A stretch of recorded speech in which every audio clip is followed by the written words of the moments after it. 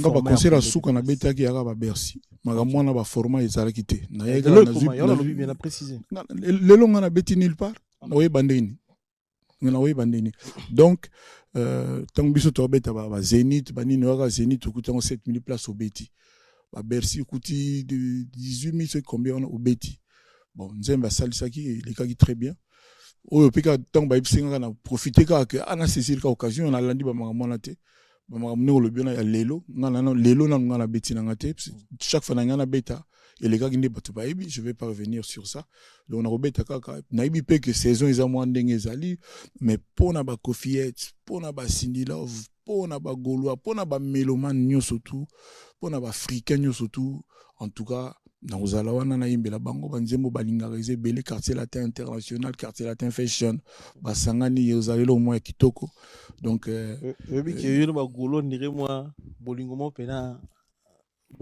solo na ba Gaulois oui olobi mangama lelo batala nga ba mona je parle avec mon cœur na regretaka makasi tango na monaka Ligue des Champions na bingaki bongo fere les padres asalaki mission moko alobi moi mabe tout ça là alobi mabe mutu ayebisanga likambo wana mutu liboso ya émission na musicien moko boye abenganga na tongo abi tala alobi loyo mdingaka ye tala boye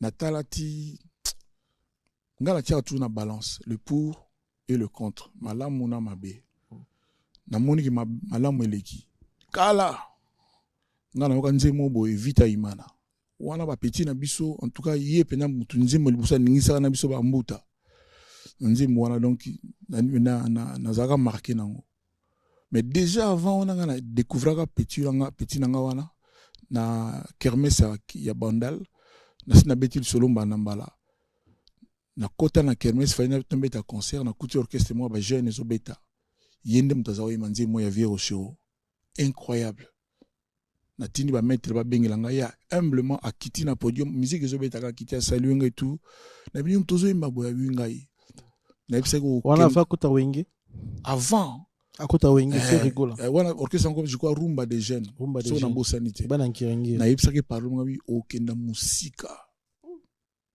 soka za vivant botu ndokola za vivant botu na ye donc asala eloko na ye en tout cas automatiquement on soutenir et puis ayaki na quartier latin eloko na bat babosanaka asala nzembo moko o etikala ata saki tan moke me nzembo na etikala asala mo 2 3 4 vocaux oye bat bayimbango Sylvie tout ça là donc pour ça en tout cas de tout cœur sincèrement nazara na ye voilà donc eloko na ye asali ba Gaulois ils okenda bien donc voilà bon après tout le bela ba Gaulois ba na obenga pe ba rayon oui ba rayon a aussi lika soleil wanga ouais tu peux simboter dolo ba rayon ba nani soleil wanga tu peux simboter give amburu siko ye ba tunayi ba bien ba rayon ba rayon ok tu peux simboter voilà après en fait tout le bela ba Gaulois en fait tout ça t'aura vraiment amour il y en a tout que avant répondre biso makambwana mais so na lobi boye olingara vraiment ba Gaulois so na lobi ba Gaulois na nenga muziki naza pe na problème te na ba na musupe ba bimi ba kome bimi poli boso ezala kaka na musique ya Congo première fois ba pesa ba fanatique kombo ezala ba Kofi Fil ba Kofiet avant na makambo ezakite ngam na na makambo na Kofi Fil Kofiet banda wana bana wengi avant on a ba danseuse ya Vieux Rochero ba danseuse ba bien ba Rocherette nga siko na yeke ba fanatique ya Kofi tellement ba belé ba intellectuel ba mo na bengi na sali komba ba Kofi Fil na créé la Kofi Fili na ba Kofiet ba Mopa OS ba diva ngam na yeki na makambo na azaki va bana wengi komo nini te bana wengi ba no benga génération wengi bon biso tufuna mo Kofiet Kofi Fil donc voilà ça bon ele ko bana ya ko bana quartier latin bana OK donc voilà na sens voilà mais ce que biso ngala saki mo Kofi Fil Kofiet donc ba créer ba combo na bango qui sont bien ba Gaulois etc donc j'encourage je suis adepte voilà tozongi na Bruxelles to isina mania ING Arena oyo ba amoureux ya bonne musique ba congolais bona na biso ba diaspora ils ont nani au Kofi à cible. Invité penga o penga on a zaki pena besoin na ye o ya invité ki penga ya ki ferry. Ce qui a libre na sira oya mkolongwana. Mais sur la occupation, on comprend. Mais sur la libre na sira oya mais ba petit na tout, ba beta musique est bien, tout. Ba les bienvenus. Fabregas, Soleil, le roi Soleil, Guy Van Braun. Petit na mo na fanatique ni makasi. Gali Garvey. Gali Garvey. Ah non. Ah non. Donc il y a pena, bon il y a tout solo là qui passe pena d'accord déjà. Fabregas pas ba inanga ozala. Inosbi vraiment ba petit na nyo surtout à lelo quoi bazani donc naza vraiment ouvert. Et puis ba na quartier latin largement porte ouverte. Largement porte ouverte. Après tout long fait rigoler les padres. Mais nazoye batende na ko lobango. Nini? Bon, moni Kofi chaque mot nanga imusaka ba makambo. Chaque mot nanga donc imusaka makambo, chaque phrase tena lubi on ndenge ya boye ba kenonga boye. Nazana idée moko nebite sona lobango. Naza pena ko me poser ba question quoi. Au moins nalanda ki leki nanga iwera. Le roi de la forêt. Wera son. Nalanda ki na concert na ye. Celle qui ba na média na félicita qui sincèrement aloba qui phrase moko na nzembo bat musu ba sekai kaka mais ils a profond bande ko nanga e to lingana Kofi Olomide mutu boy ça dit sincèrement faut ayeba que na zaki pena touché. OK. On a yebi mentalité wenge mais na yebi pe rôle oyoye personnellement à joie na mentalité wenge mais nzamba sala que petit na ngai penza na wenge ezaki ndeye histoire batu ba yebi na wenge petit na yo penda ezalaki ye ezali weranson mutu to akine penda proche ye. OK. Pareil à exaucer ngai.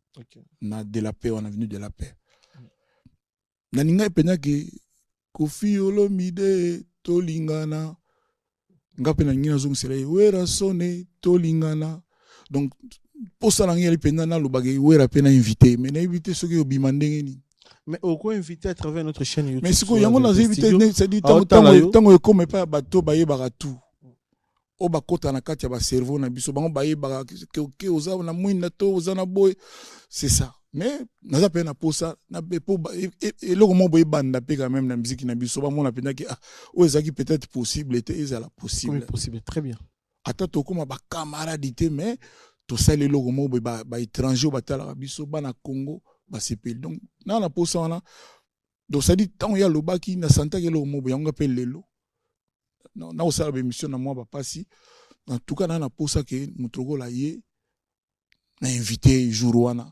pour na bongo pour na toligana donc deux abos ont invité Weranson on est là en tout cas parlant en pleine émission caméra nous ngwana bon ba caméra non de bougerate à tout le bandé ni bazaka na même plan c'est ça le problème mais caméra ba ça pena musala David Kampala zona Koumassé photo Shalom Jenny réalisateur Azawana et puis Aristote Mbo d'abord on pena gros plan Weranson a invité au Kofi a souhaité le 6 septembre là. Tu es libre, si on a moins d'engue ils arrêté, on invité.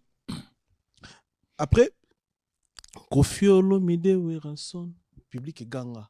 To bat bazara surpris. Mais ceux qui ont le bagi Kofi Olomide public ganga ganga té. Les jeunes vivants Kofi Olomide. To longo na mission basala rumba, bozarana ba na Congo Kinshasa. Toto bimi Congo Kinshasa to e. Tangi pena invité moi na ya ndeko nanga Joël Mbetenge. Divine. Oimba musique nzambe. Bonga na imba musique nani. Omone logo bo continuer le logo té. Bo continuer le logo té soit disant ba to imba musique nzambe. MK Divine. Tonga na imba ki Yawe ya bolingo yawe tukisa bato kolela. Wana nzemba nini? Yawe ya bolingo yawe mokili zandako na yo. Voilà, botika bablo kwa na musique nzambe na mutema mutu. Yoza chrétien. Nzambe zaka to yega devant caméra lobi ke ngai musique na ngai nzambe. Oza chrétien. Oh, ngana ali mwana ya ya nzambe nasala ngana nze moko monango petit frère ya Jésus obiki na kolala pe 2 nuits 3e nuit na lamuki na ye peke ndenge nazali boye nakomi pasteur nzambe atindi ngai ke boye sans preuve sans nini kaka bongo ekoma nonga ndenge wana et puis kala te omona pasteur